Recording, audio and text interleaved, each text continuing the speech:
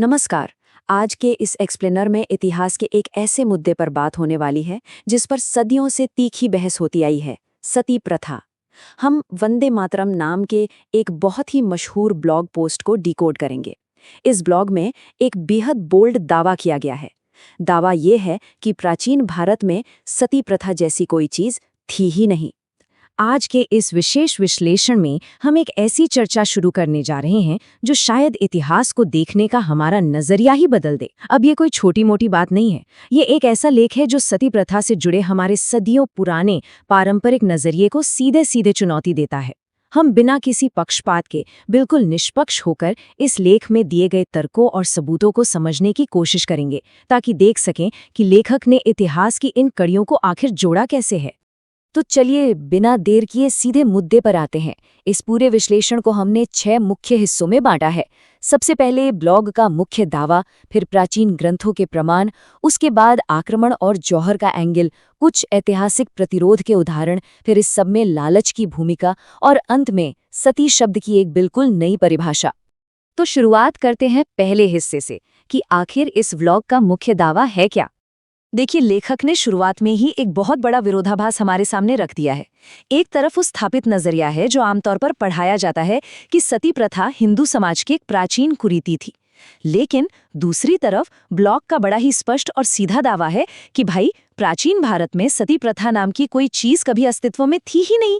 लेखक का साफ कहना है कि इसे एक प्राचीन या धार्मिक प्रथा बताना पूरी तरह से गलत है। अब बढ़ते हैं दूसरे हिस्से की तरफ, जहां लेखक अपने दावे को साबित करने के लिए सीधे प्राचीन ग्रंथों का रुख करते हैं। अब सवाल उठता है कि भाई, इतना बड़ा दावा कर तो दिया, लेकिन इसका सबूत क्या है। इसके लिए लेखक ने सीधे रामायण और महाभारत जैसे महाकाव्यों के पन्ने पलट दिए हैं। उन्होंने बाकायदा एक सूची दी है, कौशल्या, कैकेयी, सुमित्रा से लेकर मंदोदरी, कुंती और उत्तरा तक। ये सब वो प्रमुख महिलाएं हैं जो अपने पतियों के निधन के बाद भी जीवित रहीं और जिन्होंने समाज में एक अहम भूमिका निभाई। लेखक का पॉइंट बड़ा सिंपल है। अगर सती होना कोई धार्मिक या सामाजिक नियम होता तो इन बड़ी बड़ी रानियों ने इसका पालन क्यों नहीं किया। उनका तर्क है कि किसी भी प्राचीन ग्रंथ में सती प्रथा का कोई नियम या आदेश मिलता ही नहीं है।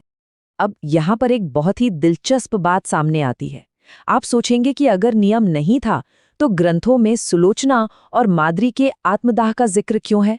रामायण में मेघनाद की पत्नी सुलोचना और महाभारत में पांडु की पत्नी माद्री, इन दोनों के प्रसंग तो आते हैं।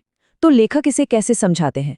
वो स्पष्ट करते हैं कि इन महिलाओं को किसी समाज या नियम ने मजबूर नहीं किया था, बल्कि पति के वियोग और भारी दुख के चलते ये उनका अपना पूरी तरह से स्वैच्छिक फैसला था। इसे किसी अनिवार्य सामाजिक नियम का रूप देना गलत होगा। यहाँ से हम अपने तीसरे और बहुत ही महत्वपूर्ण हिस्से में प्रवेश करते हैं, जो है आक्रमण, सम्मान और जौहर का इतिहास। अगर प्राचीन भारत में ये प्रथा थी ही नहीं, तो फिर भारत में महिलाओं के आत्मदाह की ये दर्दनाक स्थिति शुरू कब और क्यों हुई? लेखक इसका जवाब विदेशी हमलों में ढूंढते हैं। उनका ये कोटेशन देखिए, जो उनके पूरे तर्क की नींव है। लेखक का दावा है कि आत्मदाह की ये स्थिति वास्तव में इस्लामी आक्रमणों के दौर में शुरू हुई।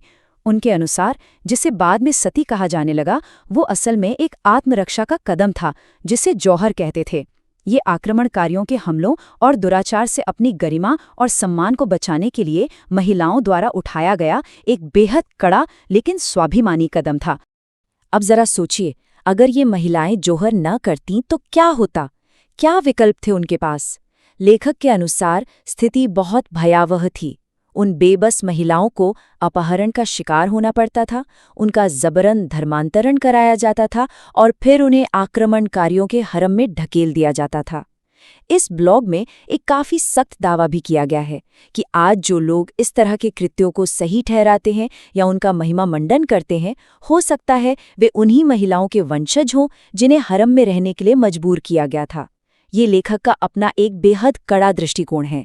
चलिए आगे बढ़ते हैं चौथे हिस्से की ओर। यहाँ हम प्रतिरोध के उन ऐतिहासिक उदाहरणों को देखेंगे जो इस ब्लॉग में दिए गए हैं।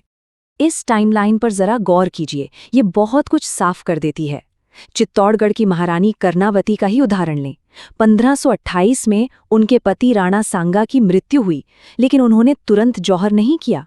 उन्होंने बाकायदा सालों तक राज्य संभाला। लेकिन 7 साल बाद 1535 में जब युद्ध में हार निश्चित हो गई, तब जाकर उन्होंने जौहर किया। बिल्कुल ऐसा ही रानी दुर्गावती के साथ हुआ।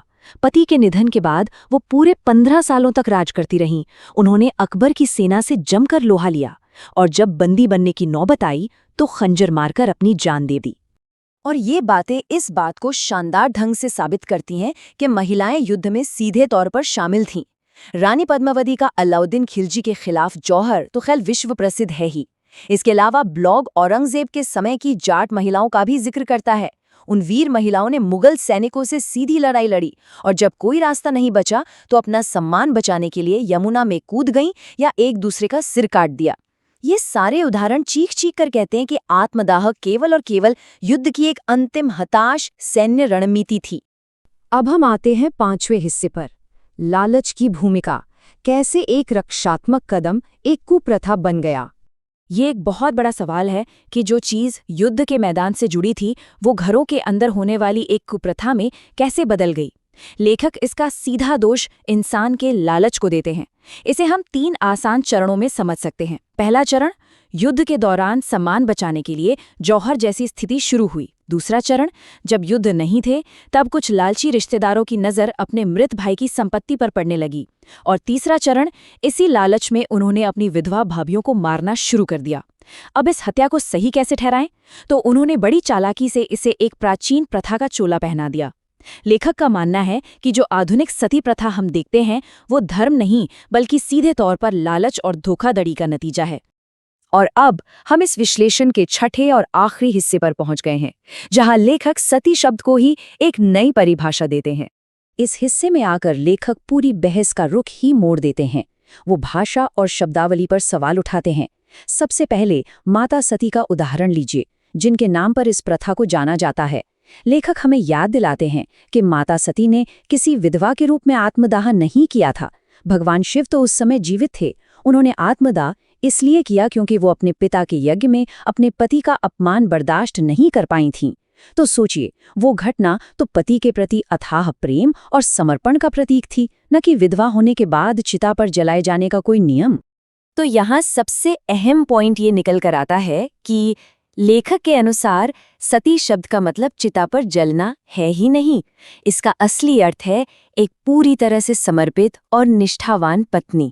जरा इतिहास के पन्नों में देखिए, सती अनुसुईया, सती सीता, सती सावित्री, ये हमारे इतिहास की महानतम महिलाएं हैं और इनमें से किसी ने भी आत्मदाह नहीं किया था। फिर भी उनके त्याग और समर्पण की वजह से उनके नाम के आगे सती लगता है। तो अंत में ये पूरी चर्चा हमें एक बहुत ही गहरे और सोचने वाले मोड़ पर लाकर खड़ी कर देती है। जब हम इतिहास के शब्दों और उनके असली मायनों को खंगालते हैं तो वो हमारे अपने अतीत को देखने का पूरा नजरिया ही कैसे बदल देता है ना कमाल की बात। इस ब्लॉग पोस्ट ने पौराणिक ग्रंथों, युद्ध के इतिहास और मानवीय लालच को जोड़कर हमारे सामने एक बिल्कुल ही अलग और नया दृष्टिकोण रखा है।